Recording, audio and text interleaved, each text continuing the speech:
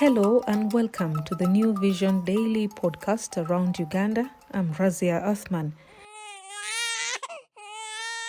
Today we bring you a special feature on understanding stunting in children and why the first 1,000 days of a child's life are critical to their future health, growth and development. Across Uganda, malnutrition continues to affect thousands of children, with experts warning that poor nutrition in early childhood can have lifelong consequences on learning, immunity, and productivity. But health professionals say many of these challenges can be prevented through better feeding practices, awareness, and stronger community support.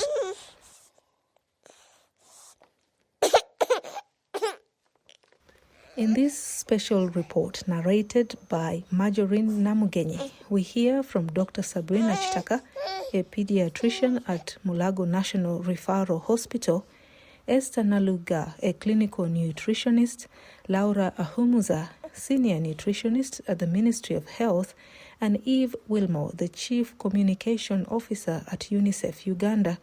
The feature is part of a month-long campaign by the New Vision in partnership with UNICEF and the Ministry of Health, highlighting the causes of malnutrition, the dangers of stunting, and the solutions needed to give Uganda's children a healthier start in life. Here is Marjorie Namugenyi with the report.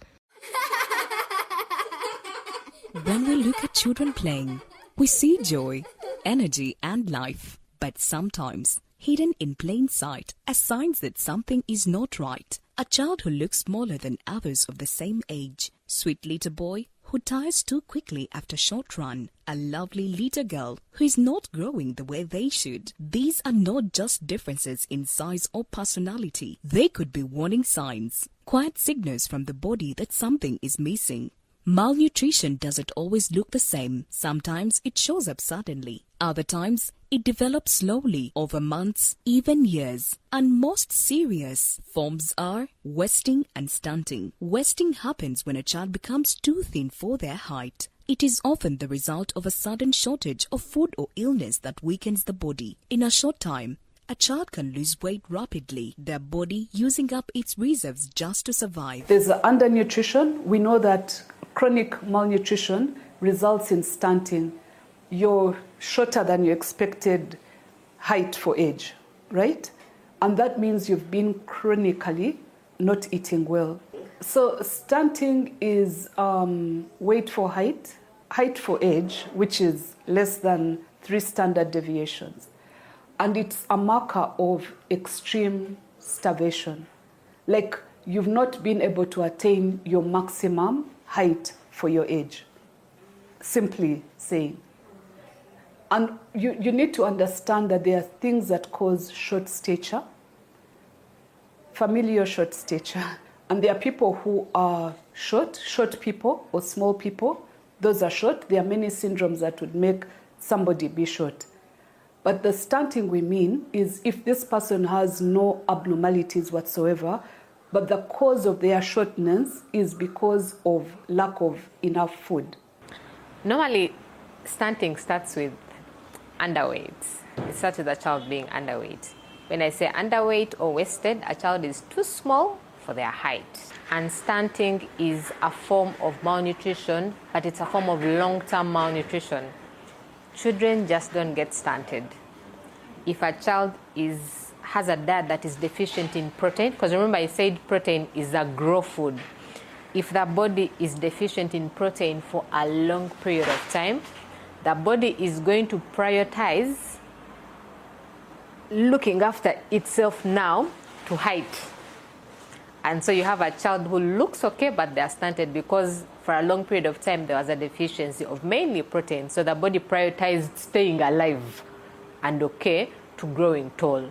And so that's why we have children who are stunted. And sadly, when you have a child who is stunted, because these things follow through, that child sometimes gives birth to a stunted child and it just becomes a lineage of people who are stunted. And then we say it is genes. But no, not at all, not at all. And still, in most cases, you can't see that from home. It still has someone has to go and do the measurements of the height, and the weight, and then you read on the Z scores or the BMI for age scores, and then we can let you know. But in most cases, it starts with being underweight. Again, you're underweight because you are taking in little for what your body really requires. So those body measurements are used, we combine them to come up with what we call indices.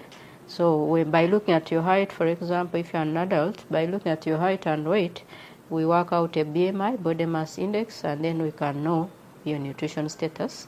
We rank it whether you're okay, normal, overweight, obese. Yeah?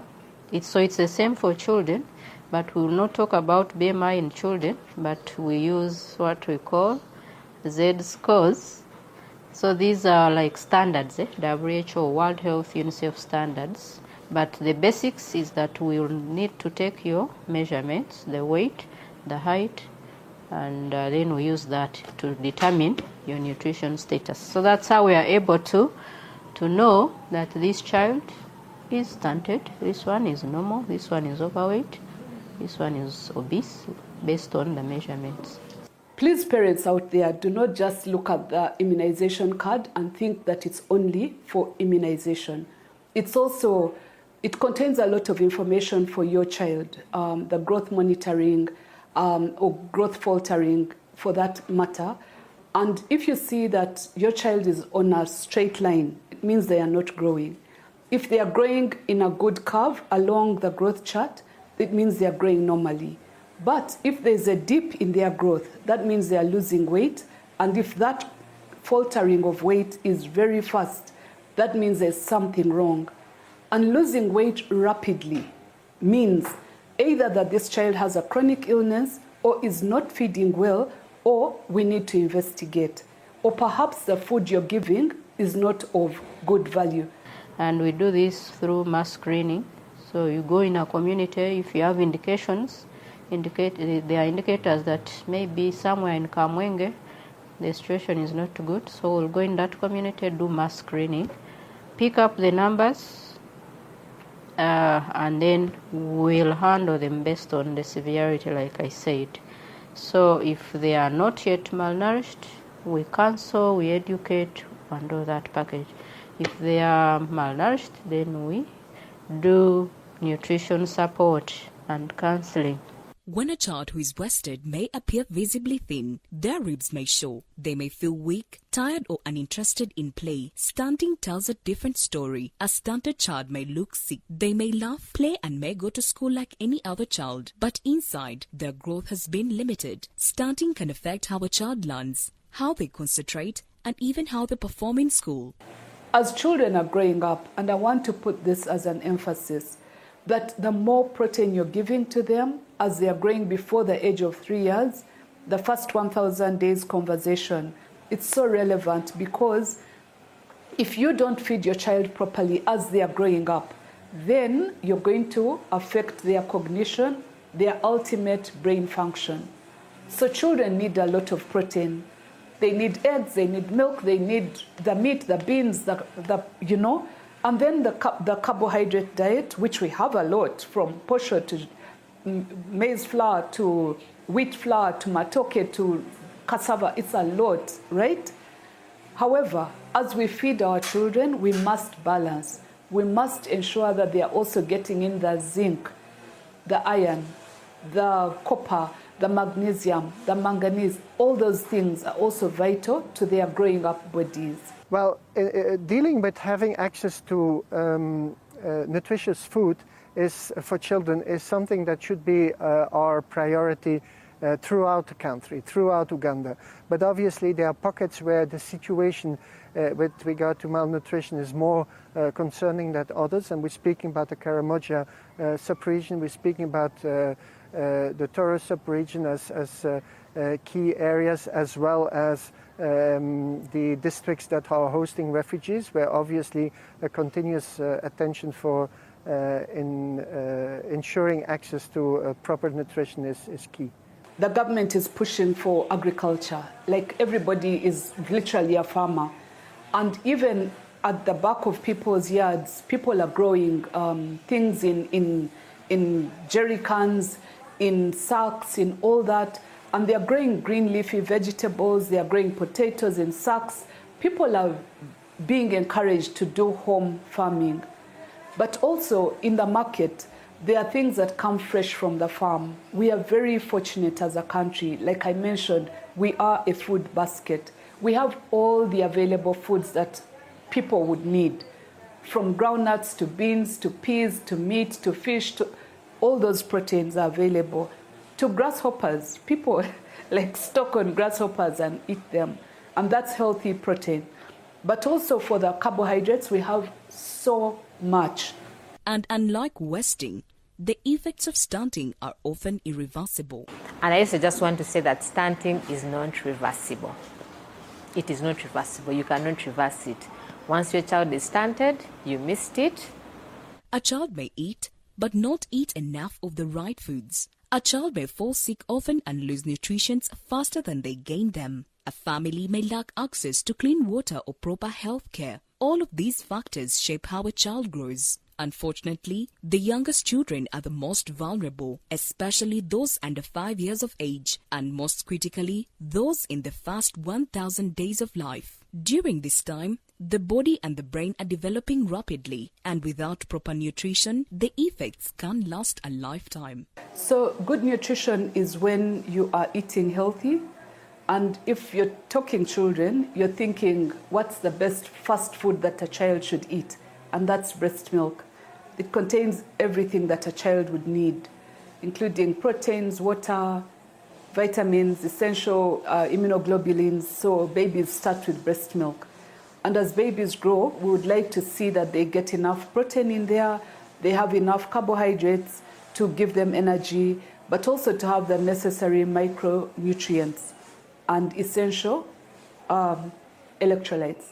So as children grow even bigger, it's important for them to have a balanced diet. And that's the good nutrition that we talk about. Organic food straight from the garden to the table, instead of having over-processed food that would harm them in a way, and then having multi-colors of food on their plate. Not the color of the plate, but the food on the plate. The orange and green, giving them the minerals and the vitamins, and then water, and then having a protein source, and then carbohydrates. Preventing wasting and stunting begins long before the signs appear. It starts with everyday choices, feeding children a variety of foods, breastfeeding in the early months of life, introducing nutritious meals at the right time. Wasting and stunting may not always be obvious. They don't always come with loud warnings, but their impact is real and far-reaching. The earlier we can recognize the signs, the sooner we can act. Because every child deserves more than just to grow older, but to grow strong, to learn fully, and to reach their true potential. That report was narrated by Marjorie Namugenyi and featured insights from Dr. Sabrina Kitaka of Mulago National Referral Hospital, clinical nutritionist Esther Nalugga, Laura Ahumuza from the Ministry of Health, and Yves Willemot, Chief Communication Officer at UNICEF Uganda. It is part of the Good Nutrition for All campaign by the New Vision in partnership with UNICEF and the Ministry of Health, highlighting the importance of early childhood nutrition and the fight against stunting in Uganda. You've been listening to the New Vision Daily podcast around Uganda. I'm Razia Othman. Thank you for listening.